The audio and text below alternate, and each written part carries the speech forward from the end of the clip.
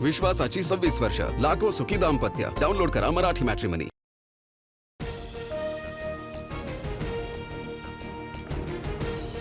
जेजुरी जवळच्या टेम्पोच्या धडकेत 3 महिला वारकऱ्यांचा दुर्दैवी मृत्यू. पालखी मार्गात टेम्पोनं धडक दिल्यानं भीषण अपघात.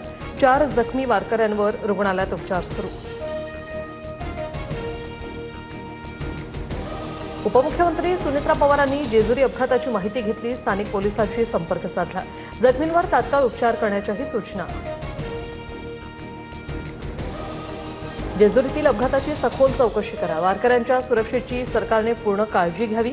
योग्य त्या उपाययोजना कराव्या. आमदार रोहित पवारांची मागणी. मुंबईच्या पायधुनीत एका गोडाऊनमधील वॉचमॅनकडून 7 वर्षीय चिमुकलीवर लैंगिक अत्याचार. आरोपी पोलिसांच्या ताब्यात. पॉक्सो अंतर्गत गुन्हा दाखल. संतप्त नागरिकांची पोलीस ठाण्याबाहेर गर्दी. नरधमाला आज कोर्टात हजर करणार.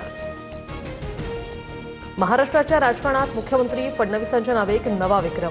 सर्वाधिक काळ मुख्यमंत्री राहिलेल्या नेत्यांमध्ये फडणवीस 3ऱ्या क्रमांकावर. शरद पवारांनाही मागे टाकलं.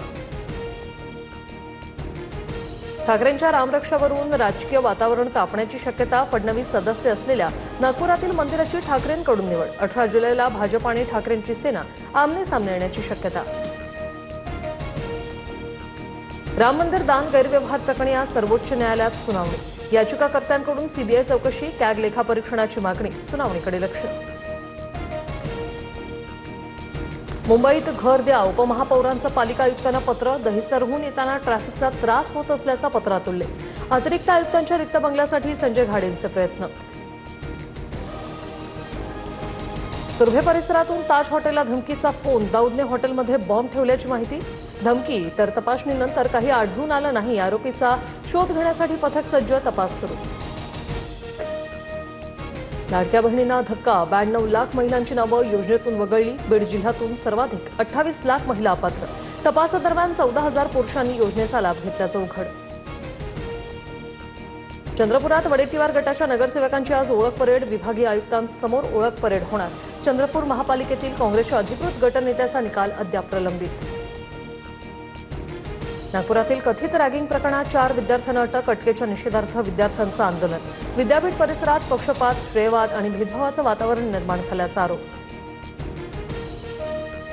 धाराशिवमध्ये शीतपेय प्यायल्याने 2 नर्सेसला विषबाधा. गजानन महाराजांच्या वारीत वाटण्यासाठी शीतपेय जाणार होतं. त्याआधीच घटना घडल्याने मोठी हानी टळली. प्रकरणाची तपासणी सुरू.